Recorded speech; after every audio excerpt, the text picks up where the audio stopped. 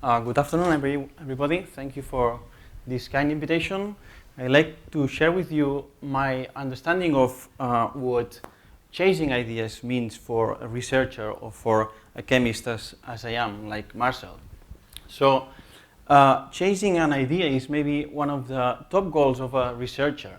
So we want to have a good idea, we want to just go for it, chase it, and then finally catch it. But to do so, we need to focalize on a problem, identify a good idea, and then go for it. So first of all, we need a framework. That's a framework. Then we need to know who we are. This is me, or you, or any researcher. And then we need to identify the idea. And the idea is the roadrunner. So it's going to be it's going to be tough. It's not going to be an easy task. So the framework I like to discuss with you is about this, the use of metals for organic synthesis. So look at these two molecules.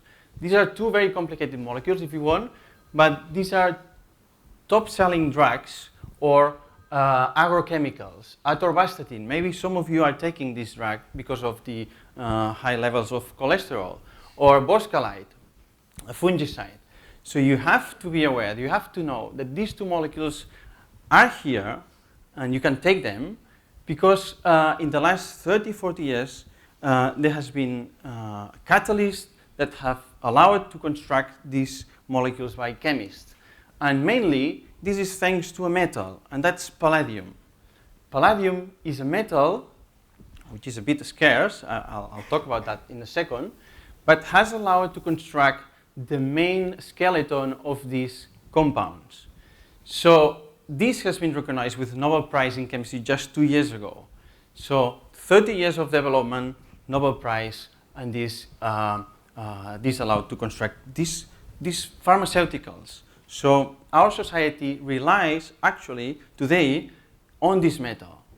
Then furthermore, we as a chemist, we want to modify these molecules, we want to decorate them to find new functionalities, new specificities, or higher efficiencies. So what's the problem? The problem is that palladium is very scarce. So if you look at the world map, there's only, in only 2 countries, you get the 85 total world production of palladium. And actually, in Russia, there's some documents that start saying that it is starting to go down. So the problem is the price. So look at it. This is the price for a kilo of palladium. So the kilo is something like this. This will cost you $21,000 for a kilo of palladium. So that's a problem. And we are starting to run out of it.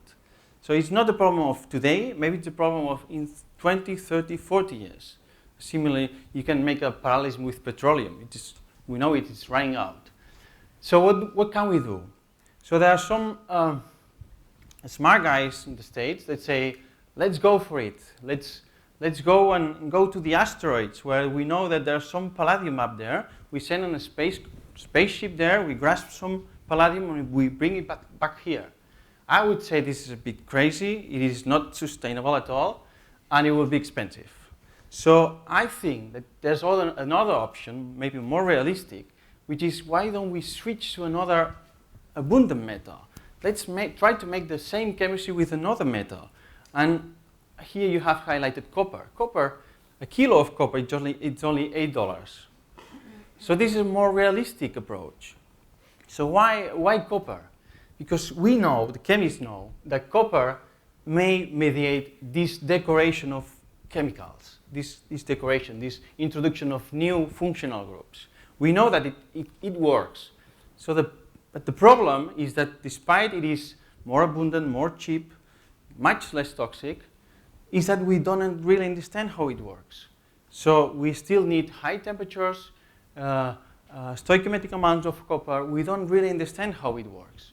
So if a chemist wants to do this kind of transformation, that is, for example, this decoration of this position to insert any of these atoms here, so what we do is we put it, this is a black box, we put everything in, and then we change everything, we screen everything, temperature, base, ligand, solvent, we change everything. And finally, we may get a methodology that reasonably gives you the compound.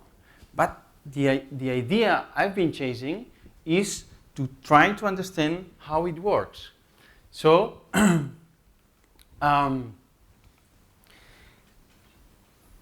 okay, this is the old version of my presentation. Anyhow, Christina, anyhow. So it will take 2 more minutes. So so there are many mechanistic proposals for this transformation. I will make it short, but mainly the most proposal with most supports is this one, which is a one that where the copper jumps from a copper in oxidation state 1 to an oxidation state 3. This is a very rare oxidation state, but this has a lot of supports. But what happens? That we as chemists, we actually don't see it. It is a proposal. And actually we only see this kind of molecule. And this kind of molecule is just the interaction of copper 1 with the nucleophile we want to decorate the molecule. So we need some help here. And what we have been able to do is to develop a system where actually it reproduces exactly this catalytic cycle. So we have been able to identify these intermediates and exactly the same, the proposal that has been there for 20 years. So this is somehow the validation of this mechanism. So somehow we have catch it, the idea, and actually this reaction works at room temperature. So at least in this model system, no more high temperatures, just stay at room temperature. This is a much more sustainable way. So this opens the door or shows you the path where we should investigate further. Industry has started to realize that palladium might be a problem in the future, and there are some procedures for synthesizing new molecules, new pharmaceuticals, this one or this one, they are using copper instead of palladium. And, but still there's a lot of work to do here. There's room for improvement. Temperatures are still too high, or quantities of copper are still too high also. So let's go back for a second to this drug, this anti-cholesterol drug. So look at the structure. Here at one end of the structure, there's a fluorine atom. So why is the fluorine atom there? So the reason is that this fluorine atom here in this position, it gives you more solubility, more metabolic stability, and thus more efficiency of the drug. So we need to insert fluorines everywhere. Most or maybe 30 or 40% of the pharmaceuticals that you are taking contain a fluorine atom. So we need to know how to make it. Chemists, we need to know that. So the state of the art for nucleophilic fluorination, for example, of this simple molecule, so just changing this bromine here for a fluorine here, it's again with palladium.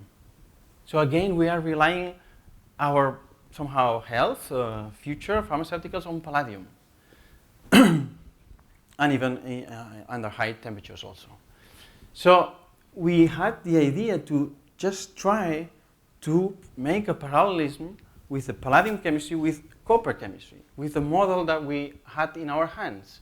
And with that, we could manage to reproduce this catalytic cycle, produce this fluorinated product here, catalytically, and in very good yields, and also at room temperature. And this is important.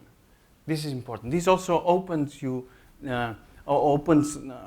shows you the path that using this copper chemistry, you may be able to do this fluorination of compounds.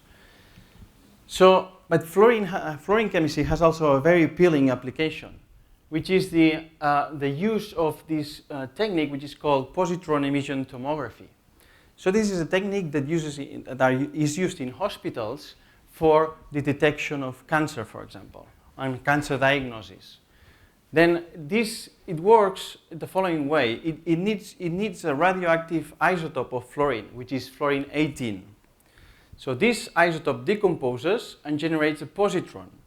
And there's a machine that reads the positron that your body is emitting. So you have to be injected some kind of compound with a fluorine atom inserted.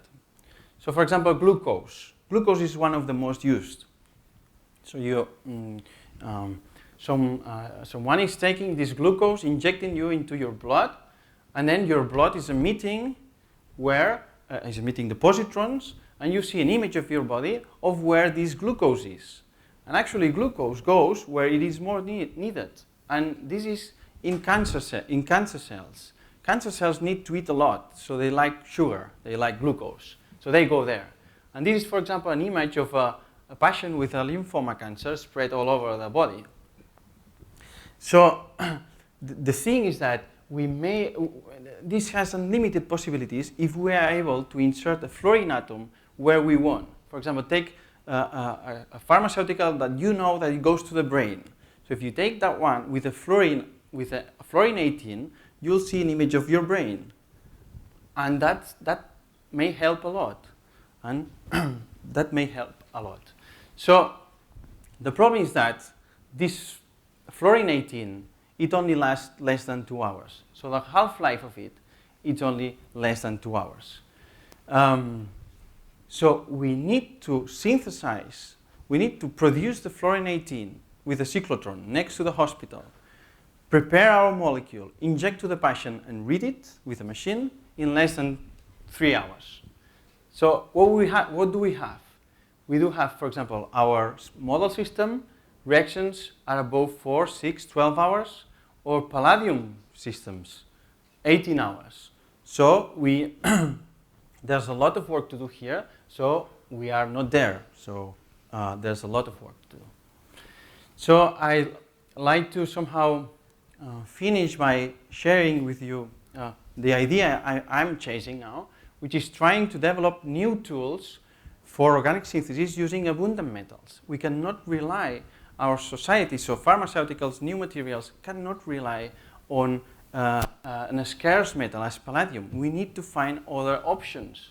And we need to do that from a fundamental mechanistic understanding and trying to generate this sustainable technology.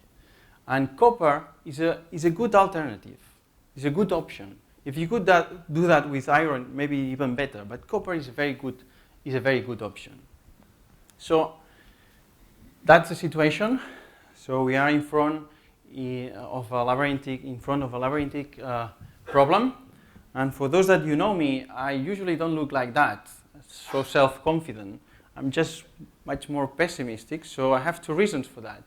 So I am Catalan and I am from Barça. So I'm very pessimistic. So I usually face a problem with like dozens of problems. But anyway, just if you want to take an advice from me, just find a good idea, chase it, and face the challenges. And please do not quit and be persistent. And just to finish, a confession. I do not have Twitter, so please, if you want to contact me, send me a fax. Thank you.